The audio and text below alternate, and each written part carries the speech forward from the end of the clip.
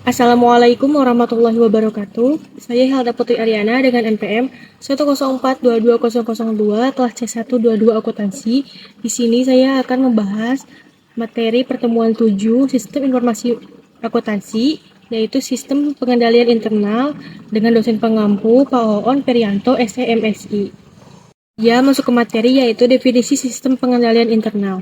Sistem pengendalian internal meliputi struktur organisasi, metode, dan ukuran-ukuran yang diorganisasikan untuk menjaga kekayaan organisasi, mengecek ketelitian dan kendala data akuntansi, mendorong efisiensi, dan mendorong dipenuhinya kebijakan manajemen.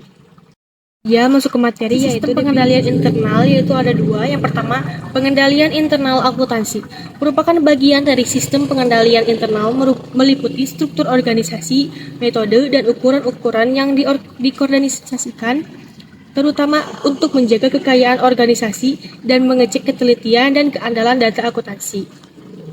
Yang kedua, pengendalian internal administratif meliputi struktur organisasi, metode, dan ukuran-ukuran yang dikoordinasikan terutama untuk mendorong efisiensi dan dipatuhinya kebijakan manajemen.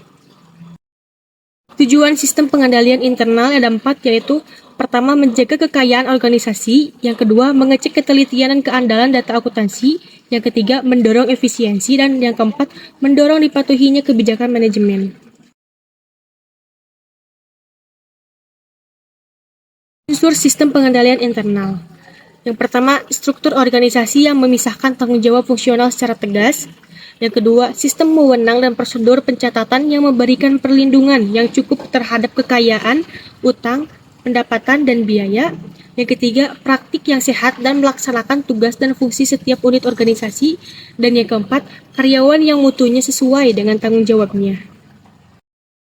Untuk menjamin praktik yang sehat dalam melaksanakan transaksi pembelian, misalnya sistem pembelian, disusun dengan dasar berikut ini, yaitu transaksi pembelian harus dilaksanakan oleh beberapa fungsi yang bekerja secara independen, yaitu fungsi gudang, fungsi pembelian, fungsi penerimaan, atau fungsi akuntansi. Selanjutnya, formulir.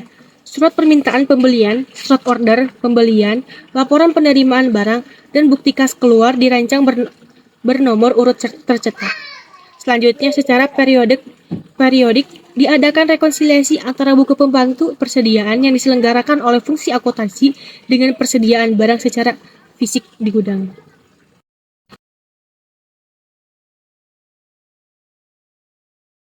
Selanjutnya, pengendalian intern akuntansi, yaitu ada pengendalian umum general control, ada pengendalian terhadap sistem dan program, ada pengendalian terhadap fasilitas pengolahan data, dan ada pengendalian aplikasi application control yang meliputi pengendalian preventif dan pengendalian detektif. Pengendalian terhadap fasilitas pengolahan data, yaitu meliputi yang pertama, akses terhadap ruang komputer hanya terbatas bagi karyawan tertentu saja. Yang kedua, pengendalian terhadap penggunaan arsip yang disimpan dalam perpustakaan. Yang ketiga, pembuatan instruksi yang jelas mengenai pengubahan data dari dokumen sumber ke dalam bentuk yang dapat dibaca oleh komputer. Yang keempat, prosedur dalam penyimpangan arsip di perpustakaan. Yang kelima, penjagaan keamanan fisik terhadap arsip dan komputer. Yang keenam, pembuatan prosedur rekonstruksi catatan, dan yang terakhir, prosedur pembuatan arsip cadangan atau backup. Pengendalian aplikasi mempunyai tujuan berikut ini, yaitu menjamin bahwa semua transaksi yang telah diotorisasi telah diproses sekali saja secara lengkap. Yang kedua, menjamin bahwa data transaksi lengkap dan teliti.